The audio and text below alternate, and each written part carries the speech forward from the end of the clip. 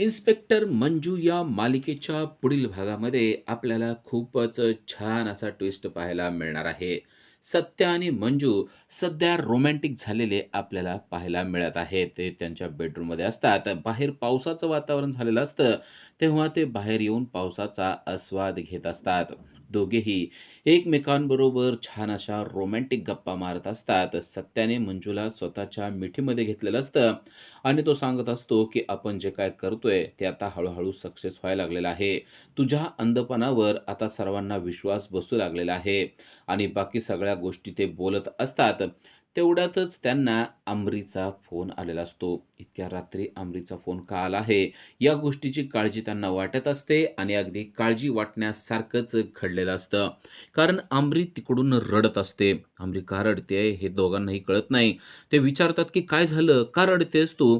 तेव्हा ती सांगते, की "आत्ताच मानिनीला काही गुंडांनी येऊन फरार करून नेलेलं आहे.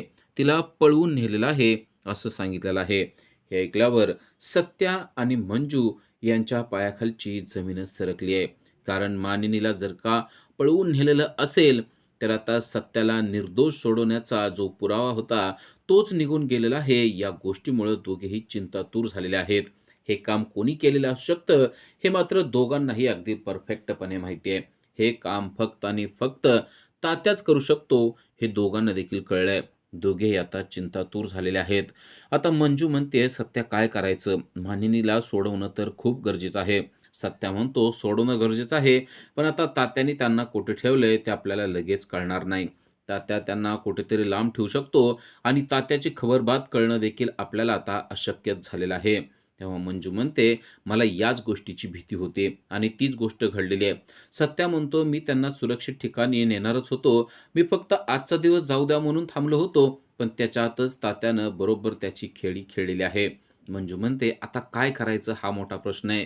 तात्याच्या तावडीतून आपल्याला काही जरी झालं तर मानिनीला सोडवणं गरजेचं आहे. कारण तात्या मानिनीला संपवून देखील टाकण्याची शक्यता आहे." असं मंजू सांगत आहे. सत्याला देखील या गोष्टीचा अंदाज आहेच. सत्या म्हणतो, "वाघमारे आता सध्या ना मला काहीच कळत नाहीये.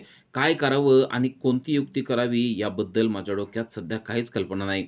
तात्या असं काहीतरी करेल असं वाटत होतं, पण इतक्या लवकर तो करेल असं मला वाटत नव्हतं. पण तात्याला पत्ता कळला कसा? मानिनी तिथं होती हे कसं कळलं असेल?"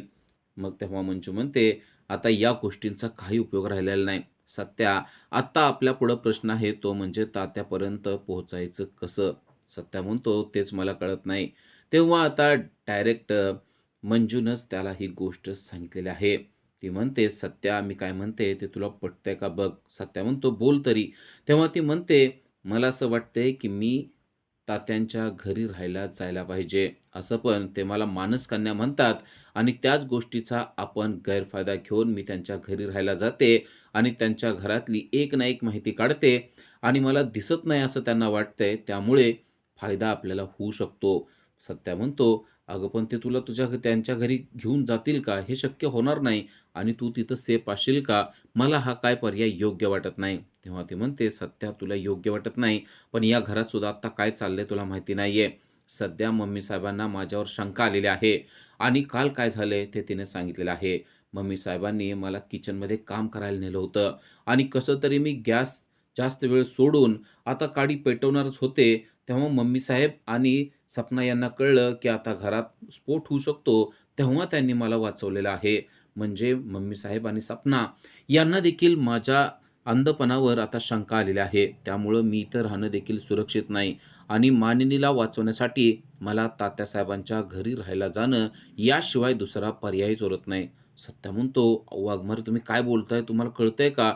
तात्याच्या घरी राहायला जाणं म्हणजे मृत्यूच्या घरात गेल्यासारखं नाही का?"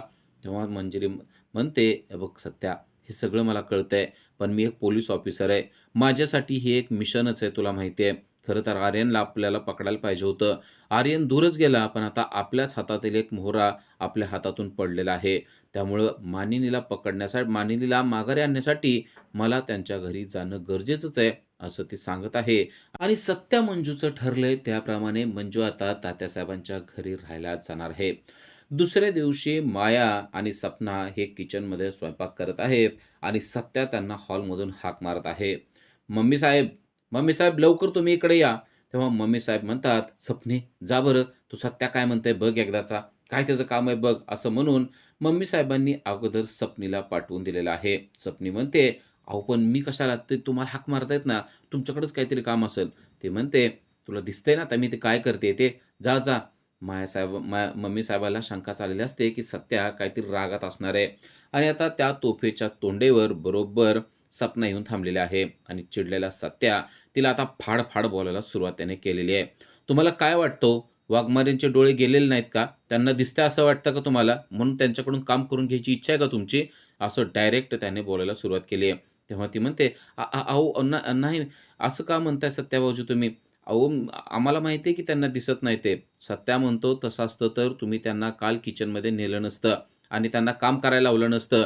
अहो त्यांना दिसत नाही या गोष्टीची थोडी तरी लाज बाळगा. तुम्हाला काम पडतंय मला माहिती आहे ना. किती काम करताय तुम्ही ते देखील माहिती आहे आणि किती दिवसानं करताय ते देखील माहिती आहे. तरी देखील तुम्ही त्यांना कामाला नेताय. असं कसं काय करू शकताय तुम्ही?" तेव्हा आता लगेच तिनं रडायला सुरुवात केलेली आहे आणि मम्मी साहेब देखील तिथं आलेले आहेत. मम्मी साहेब म्हणतात, "हे बघ सत्या, तू म्हणतोयस ते सगळं बरोबर आहे. अरे पण आमच्या हाताचे ना अक्षरशः कांडके पडलेत बाबा कामं करून. तुझ्या बायकोला काहीच काम आम्ही लावत नाही. पण फक्त तिला किचन खरं तर दाखवायला गेलो होतो. अरे सगळं विसरूनच जाईल तिनं किचन." सत्या म्हणतो, "त्यांना काम विसरण्याची सवय नाहीये. त्यांना आत्तासुद्धा काम करा म्हणलं ना, तर त्या करू शकतात." "अगं मम्मी, पण तुला गोष्ट कळायला पाहिजे. त्यांनी गॅस सुरू केलेला होता. गॅस सुरू करून जर का त्यांनी काडी पेटवली असती, तर अख्खा घराचा स्फोट केला असता तुम्ही. तुम्हाला कळतंय का? एखाद्या माणसाला दिसत नाही, त्या माणसाला कोणतं काम सांगावं, कोणतं नाही सांगावं, यासारख्या बारीक गोष्टी तुम्हाला कळत नाहीत. मला कळतच नाहीये, की तुम्हाला आता काय बोलावं ते." तेव्हा मम्मी साहेब कसा तरी पोतारा फिरवायचा प्रयत्न करत असतात आणि म्हणतात, "सत्या, हे बघ, खरं म्हणलं तर चुकलंयच आमचं. पण मला काय वाटतं माहिती आहे का, त्या घरात बसून आहेत ना, तर त्यांनी नुसतं बसून राहू नये, थोडंसं काम करावं म्हणून खरं तर मी त्यांना घेऊन गेले होते." सत्या म्हणतो, "थोडंसं काम? कसलं काम? किचनमध्ये जाऊन गॅसच्या पुढं काम करायचं आणि त्यांनी गॅस चालू राहिलाय, नाही राहिलाय कसं कळणार आहे त्यांना?" मम्मी साहेब म्हणतात, "अरे त्यांना दिसत नाही, पण वास तर येत होता ना." सत्या म्हणतो, "हे बघा मम्मी साहेब, मी तुम्हाला सांगतोय, त्यांच्या चुका काढत बसण्यापेक्षा अगोदर तुम्ही ना तुमची चूक मान्य करा. तुम्ही त्यांना तिथं घेऊन जायलाच नाही पाहिजे होतं आणि काय झालं असतं तर काय करायचं होतं? अहो त्यांना एकटीला नसतं झालं, तुम्हाला सुद्धा झालं असतं. या बारीक गोष्टी तुम्हाला कळत नाहीत का?" असं म्हणून सत्या अक्षरशः त्यांच्यावर खूपच चिडलेला आहे. आता मम्मी साहेबांना पण माहिती आहे, आपली चूक आहे म्हणल्यानंतर आपण काहीच बोलू शकणार नाही. त्यामुळे त्या देखील शांत झालेल्या आहेत.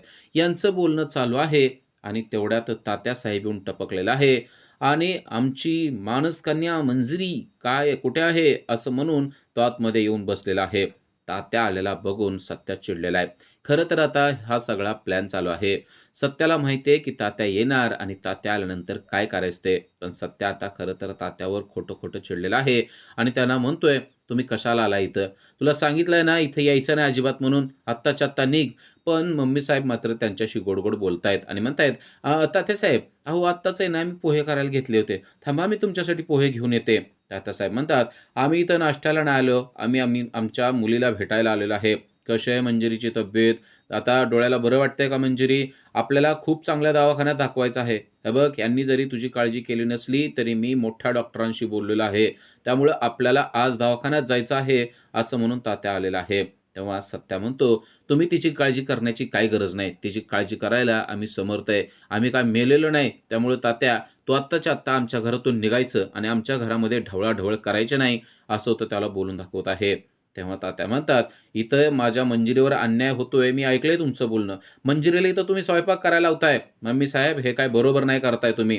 तुम्ही महिला प्रदेश अध्यक्ष आहात. महिलांशी कसं वागायचं ते तुम्हाला कळलं पाहिजे." तेव्हा सत्या चिडतो आणि त्याने तात्याचा हात धरलाय आणि "तू माझ्या आईला का बोलतोयस? माझ्या आईला तू बोलायचं नाही. मम्मी साहेब जे करतायत ते बरोबर आहे." असं आता उलट तो बोलतोय आणि तात्याचा हात धरून तो त्याला हाकलून द्यायला लागलेला आहे. तेव्हा मात्र मंजिरीने तात्याची बाजू घेतलेली आहे आणि मंजू म्हणतेय, "अजिबात सत्या तू त्यांना काय बोलायचं नाहीस आणि तू त्यांना अजिबात हाकलायचं नाही. हे बघ, मग ते मला मुलगी मानतात म्हणजे ते माझ्या वडिलांसमान आहेत. त्यामुळे सत्या तू त्यांना अजिबात काही बोलू नको. अरे तुझ्या आईची चूक आहे त्यांना बोल ना तू. तुझी आई मला काय काम लावते ते कळतंय ना तुला?" मग तात्यासाहेबांनी माझी बाजू घेतली तर तुला का राग आला? तात्यासाहेब बरोबरच बोलत आहेत. मम्मी साहेबांचं इथं चुकलेलं आहे. ते महिला प्रदेश अध्यक्ष आहेत तरी देखील एका महिलेवरती अन्याय करतात. तेव्हा सत्या म्हणतो, मंजू तू काय बोलते तुला कळतंय का? अगं आपल्या घरातलं भांडण आहे. तू तात्यांना कशाला मध्ये घेतेय आणि तात्या तुझी बाजू काय घेणार आहे?" तेव्हा तात्या म्हणतो, "सत्या हे बघ तुला जरी पटत नसलं तरी मंजिरीला पटलेलं आहे, की मी तिच्या वडिलांसमान आहे म्हणून. त्यामुळं तिने माझी बाजू घेतलेली आहे आणि माझी बाजू सत्याचीच आहे." आणि मंजू देखील म्हणते, "मी तेच सांगते. हे बघा मी सांगते तात्यासाहेब हे माझे वडिलांसमान आहेत. त्यामुळे त्यांना कोणीही काही बोलणार नाही. ते जे बोलतायत ते योग्य आहे. ते मला आता चांगल्या दवाखान्यात देखील दाखवायचं म्हणतायत. मोठ्या डॉक्टरांकडे घेऊन जायचं म्हणतायत. त्यामुळं त्यांना कोणीही काही बोलणार नाही, असं डायरेक्ट तिनं सांगितलेलं आहे. तेव्हा तात्याला देखील बरं वाटायला लागतं, की चक्क मंजिरी आपल्या बाजूने बोलत आहे आणि तात्या आणि सत्या आणि मंजूमध्ये फूट पडतीये, या गोष्टीमुळे त्याला देखील आनंद झालेला असतो. पण आता गोष्ट तेवढ्यावर थांबलेली नसते. सत्या आता चिडून मंजूकडे जातो आणि म्हणतो, "मंजू, तुला असं वाटतंय ना, की तात्या चांगला आहे? जा. त्याच्याबरोबर जा, नाही त्याच्या तिथंच घरीच राहा. बघू तुला कसा सांभाळतोय ते. वडील म्हणून कसा सांभाळतोय, कुठल्या दवाखान्यात नेतोय ना, मला बघायचंच आहे." असं म्हणून सत्या चक्क आता मंजूला घराच्या बाहेरच काढू लागलेला आहे. तेव्हा मंजू पण शांत बसत नाही. मंजू म्हणते, "ठीक आहे सत्या, तुला असं वाटतंय ना? ठीक आहे. चला तात्यासाहेब, मी तुमच्या घरी राहायला येणार आहे. तुम्ही मला छान मोठ्या हॉस्पिटलमध्ये घेऊन जा आणि माझे डोळे देखील दुरुस्त करा. म्हणजे यांना कळेल की तात्यासाहेब काय करू शकतात. वडील म्हणून तुमची आता जबाबदारी काय आहे ना तात्यासाहेब, हे दाखवूनच द्या सगळ्यांना." असं मंजिरीने तात्याची बाजू घेतलेली आहे. तात्याची खरं तर आता दुविधा झाली आहे. खरंच मंजू आपल्याबरोबर आली तर घरी काय सांगायचं? पूर्वा आणि आर्यन आपल्याला कच्चं खाणार आहेत. पण आत्ता जर का आपण मंजूला म्हणलं, की माझ्याकडे येऊ नकोस, तर यांना यांना शंका येईल, की मी मंजूचे डोळे बरोबर आहेत का नाहीत हे बघण्यासाठी आलो होतो. आणि आता आपण म्हणून बसलोय, की मंजिरी ही माझी मानसकन्या आहे. तर आता तिला घेऊन जाण्याशिवाय पर्यायच तात्या साहेबासमोर उरलेला नसतो.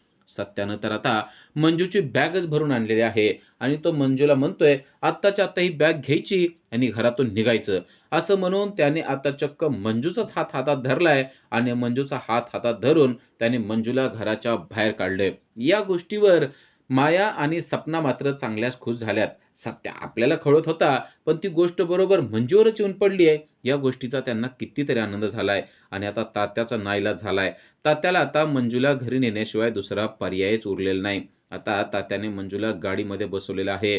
तात्या गाडीत बसलेला आहे आणि मंजूला खरं तर जायचं नाहीये, पण हळूच तिनं सत्याला असा बाय-बाय करते आणि त्याला दाखवते, की इच्छा नाही, पण आता मिशनसाठी मला जाणं गरजेचंच आहे. आणि तात्या म्हणतोय, "चला मंजिरी बसा लवकर. या घरामध्ये तुम्हाला आता काहीच स्थान नाहीये. आपल्या घरी चला. मी तुम्हाला अगदी मुलीसारखं जपणार आहे आणि परत मोठ्या हॉस्पिटलमध्ये नेऊन तुमचे डोळे देखील दुरुस्त करणार आहेत." सत्याला खरं तर हे सगळं होताना वाईट वाटतंय, पण आता मिशनचा भाग असल्यामुळं त्याला काहीच करता येत नाही. सत्या शांतपणे उभारलेला आहे आणि मंजिरी अजूनही त्याच्याकडे पाहत आहे. तिला थोडंसं मनात वाईट वाटतंय, पण आता मानिनीला जर का तात्याच्या तावडीतून सोडवायचं असेल, तर या प्लॅनशिवाय दुसरा प्लॅन होणे शक्य नाही, असा विचार करून ती गाडीत बसली आहे आणि तात्याबरोबर ती गाडीत निघून गेलेली आहे. तात्याला खरं तर पूर्वाला फोन करायचा आहे, पण जवळच मंजिरी असल्यामुळं त्याने फोन करू शकला नाही. आता तो घरी आलेला असतो आणि मंजिरीला एक बेडरूम दिलेली असते आणि त्या बेडरूममध्ये "मंजिरी तू जाऊन थांब" असं सांगितलेलं असतं आणि इकडं तो पूर्वाला फोन लावत असतो. पण पूर्वा मात्र सीनियरशी बोलत असते आणि तिकडून सीनियर तिला खवळत असतात, की "लवकरात लवकर फाईल पूर्ण करून द्या, अन्यथा तुम्हाला मी सस्पेंड करून टाकणार आहे." तात्या इकडं बेचैन झालेला असतो आणि तात्याला काही झालं तरी ती खबर सांगायची असते, पण काही केल्या पूर्वा फोन उचलत नसते. तात्याने आता फोन शांतपणे कट करून बसलेला असतो आणि त्याला भीती वाटत असते, की जर का अचानक पूर्वा आली, तर आपण तिला काय सांगायचं? तो टेन्शनमध्ये असतो. इकडे मंजू आता बेडरूममध्ये आहे आणि मंजू देखील टेन्शनमध्ये आहे. आता या तात्याच्या घरात आपण काय करावं असा प्रश्न तिला पडलेला आहे. पण तात्यावर बारीक लक्ष ठेवण्याशिवाय दुसरा पर्याय नाही. आणि आता इथं आल्यानंतरच आपल्याला कळणार आहे, की तात्याचे काळे धंदे काय आहेत आणि तात्याचा अड्डा नेमका कुठं आहे आणि त्याने मानिनीला कुठे लपवून ठेवलेला आहे. आणि तात्या हॉलमध्ये बसलेला आहे. आपण हळूच हॉलमध्ये जाऊन बघायचं असा विचार तिने केलेला आहे. कारण त्याने जरी आपल्याला बेडरूममध्ये इथं थांबायला लावलं असलं, तरी आपल्याला बेडरूममध्ये थांबता येणार नाही. तात्यावर बारीक लक्ष आपल्याला ठेवणं गरजेचंच आहे, असा विचार करून ते आता तात्या जिकडं बसलेला आहे, तिकडं जाऊन उभारलेले आहे, पण गुपचूप उभारलेले आहे. आणि तात्या बसलाय, तिथं पूर्वा अचानक येऊन थांबलेला आहे आणि तो म्हणतो, "तू फोन तरी करायचा ना? मी तुला फोन लावतोय म्हणल्यानंतर माघारी फोन करायची काही पद्धत तुझ्याकडे आहे का नाही?" तेव्हा ती म्हणते, "अहो तात्यासाहेब, इतकं काम आहे ना आज दिवसभर, त्यामुळे मी फोन तुमचा उचलू शकले नाही आणि तुम्हाला करू शकले नाही." तेवढ्यात आर्यन देखील आलेला आहे. आता तात्याला काय बोलावं तेच कळेना नाही. दोघंही आलेले आहेत. या दोघांना जर का एकत्र बघितलं, तर काही खरं नाही. म्हणून तो सांगतोय, "आपल्या घरात मंजिरी आलेली आहे आणि मी तिला आपल्या घरात आणून ठेवलेलं आहे. आत्ताच्या आत्ता तुम्ही दोघंही या घरातून निघून जा." असं तो सांगतोय. तेव्हा आर्यन हसायला लागतो आणि म्हणतो, "यांच्या डोक्यावर काय परिणाम झालाय की काय? अहो तात्यासाहेब, आपण आपल्या घरी आहोत. आपण सत्याच्या घरी नाहीत." असं म्हणून तो हसायला लागलेला आहे. तेव्हा तो सांगतो, "मला सगळं कळतंय. मी तुम्हाला न सांगता एक मोठा पाऊल उचललेला आहे आणि ती म्हणजे मंजिरीला मानस कन्या म्हणून मी आपल्या घरात आणलेलं आहे आणि ती बेडरूममध्ये आहे." हे ऐकल्यावर आर्यनला खरंच वाटत नाही. तो म्हणतो, "तुम्हाला समजतंय का? अहो तुम्ही काय बोलताय तात्यासाहेब? मी हे सगळं काही अजिबात सहन करणार नाही." पण तेवढ्यात मंजू तेथे आलेली असते आणि मंजूने हे सगळं ऐकलेलं असतं आणि त्याचा व्हिडिओ देखील काढलेला असतो. आणि आता मंजूच्या समोर एक नवीनच सत्य उलगडलेलं असतं. ते म्हणजे आर्यन, पूर्वा आणि तात्यासाहेब यांचं एकमेकांमध्ये नातं आहे आणि ते नातं ही खूप घट्ट नातं. म्हणजे तात्यासाहेब हा आर्यन आणि पूर्वाचा बाप आहे. ही गोष्ट पहिल्याच दिवशी मंजूच्या पुढं उलगडलेली आहे आणि तात्यासाहेब ही गोष्ट मान्य करणार नाही, म्हणून तिने त्याचा व्हिडिओ देखील बनवलेला आहे. आता तात्यासाहेबांच्या घरी मंजूच्या समोर अजून कोणकोणते सत्य उलगडणार आहेत, ते आपल्याला पुढील भागामध्येच पाहता येणार आहेत. अशा सीरियलच्या अपडेटसाठी आजच आमच्या चॅनल सबस्क्राईब करा. थँक